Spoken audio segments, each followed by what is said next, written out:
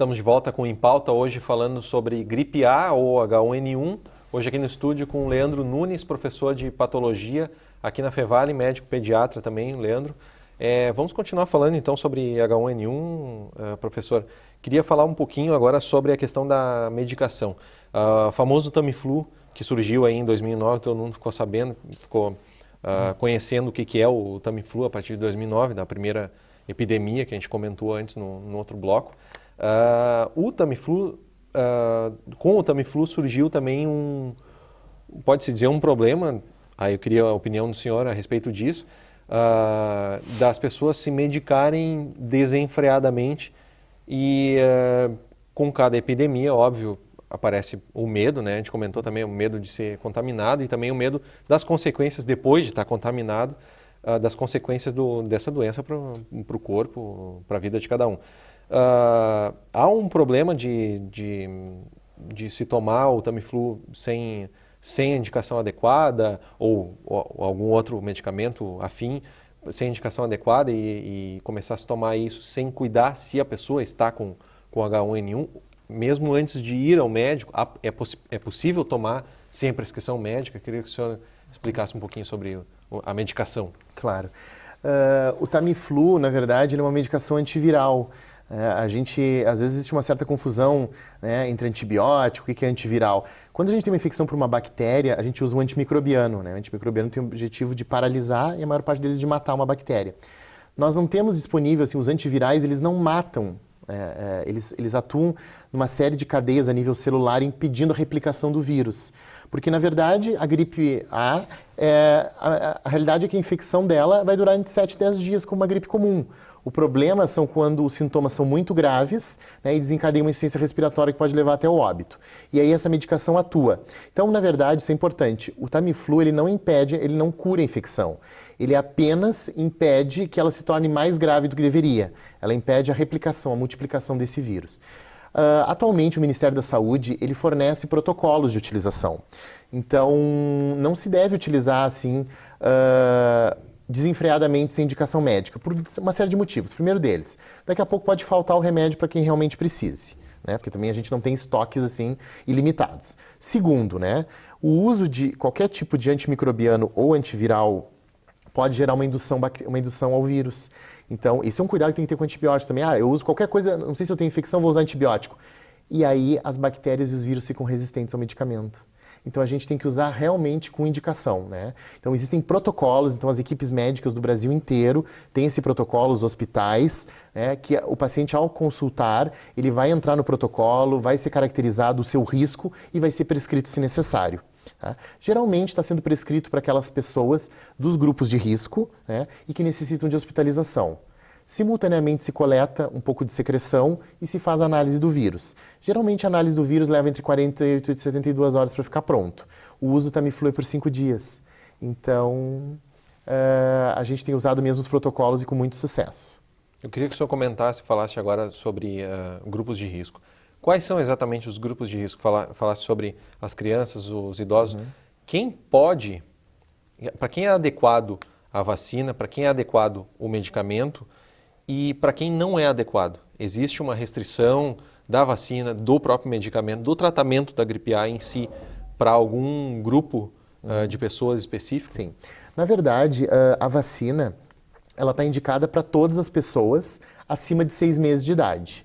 Crianças com menos de 6 meses não podem ser vacinadas porque não existem estudos, tá, com vacinas com vírus vivo atenuado, porque essa criança é muito deficiente imunologicamente. Se você fizer uma vacina, você pode desencadear uma doença. Aí sim, mas porque ela está com a imunidade diminuída. Porque é muito nova. Muito nova, Então, pessoas assim com imunodeficiência grave, por exemplo, transplantados recentes, pessoas em quimioterapia, né, crianças com menos de 6 meses HIV. não podem... HIV, dependendo do HIV, HIVs doentes mesmo, não ser portadores do HIV, mas sim pessoas com AIDS, que são coisas diferentes, né? Então, pessoas também que usam corticoide, né, mais que 2 semanas, tem pessoas que têm doenças que exigem o uso do corticoide via oral, essas sim tem que ter um cuidado especial. O restante está totalmente indicado. A nível de saúde pública, quando o governo, né, o Ministério da Saúde libera as vacinas, infelizmente não tem condições de dar vacina para todo mundo. Então, são chamados grupos de risco, que seriam aquelas pessoas que têm o risco de desenvolver a doença de forma mais grave. Quem são elas? Crianças entre 6 meses e 5 anos, as pessoas com mais de 60 anos, os grupos indígenas, né? As pessoas também, isso que gera um pouco de polêmica, hoje eu estava conversando sobre isso, né? A população, sobre a questão dos presidiários e os agentes que trabalham em prisões, né? Por que os presidiários recebem a vacina em primeiro lugar? Por quê? Porque eles estão num local de aglomeração. Fechados. Então, no momento em que eles adquirem, quando vê, estão todos. E aí nós temos uma epidemia daqui a pouco incontrolável. Né? Então, gestantes também. Então, esses são os grupos, e claro, sim, nunca esquecer os pacientes crônicos. Então, por exemplo, pessoas que têm doença pulmonar obstrutiva crônica, bronquite crônica, enfisema pulmonar, crianças com asma fora da faixa etária dos 5 anos, crianças que têm paralisia cerebral, pessoas com insuficiência no rim, pessoas que têm problema hepático, que têm problema cardíaco. Essas pessoas já têm uma doença de base. Se elas receberem uma infecção grave, pode haver uma descompensação do quadro todo e elas acabarem até evoluindo ao óbito. O senhor falou das vacinas aí da rede pública, que infelizmente não dá para distribuir para todos e, em função disso, existe um comércio de vacinas na rede privada, né? Também. Existe aí começam os boatos e o senso comum começa a dizer que existe uma diferença entre a vacina da rede privada e da rede pública. É verdade isso? Existe alguma diferença? Tem a questão da trivalente, da quadrivalente. Queria que o senhor comentasse um pouquinho sobre a diferença das vacinas e se existe alguma diferença. Sim. A vacina que existe na rede pública é a trivalente. Tá? A trivalente, por si só, ela já é suficiente. Tá? Ela trivalente significa que ela protege contra o influenza A, tá? E o influenza B. Né? Sendo que o A, tanto o H1N1 quanto o H3N2. Tá? A diferença é que a quadrivalente, ela dá uma proteção contra um segundo influenza B, mas que não é o H1N1. Então, na verdade, algumas clínicas privadas têm a trivalente, outras a tetravalente. Em termos de saúde pública, não faz diferença. Pode tranquilamente fazer no SUS, que está protegido. Digamos que a quadrivalente é um plus, né? Mas esse plus não está gerando nenhuma epidemia, mais um a mais realmente, mas que para nível de controle da doença não faz diferença. O seu trabalho como pediatra, por exemplo, o que muda na rotina de um médico, especialmente alguém que está atendendo um público que é considerado de risco, né, como a gente comentou, o que muda na rotina durante uma epidemia, como a gente pode dizer que está acontecendo aí, ou um pico de casos da doença, como está acontecendo com o H1N1. O que mudou na tua rotina, por exemplo? Na minha rotina muda que, é claro, que a rotina de pediatra, o pediatra é um especialista que trabalha muito na prevenção. A gente trabalha muito nisso, né? Não é só na doença. Então, a gente tem as consultas de revisão das crianças, onde a gente orienta muitas coisas, alimentação, prevenção de acidentes, imunizações fazem parte. O que acontece é que muitos pacientes, quando atingem uma determinada faixa etária, principalmente depois dos 3 anos, eles começam a ir de rotina no seu pediatra uma vez ao ano, né? Para fazer acompanhamento. E agora existe um pool, né? Existe uma procura muito grande, então a gente tem um papel de orientação muito importante para acalmar essas mães e fazer a orientação correta, né?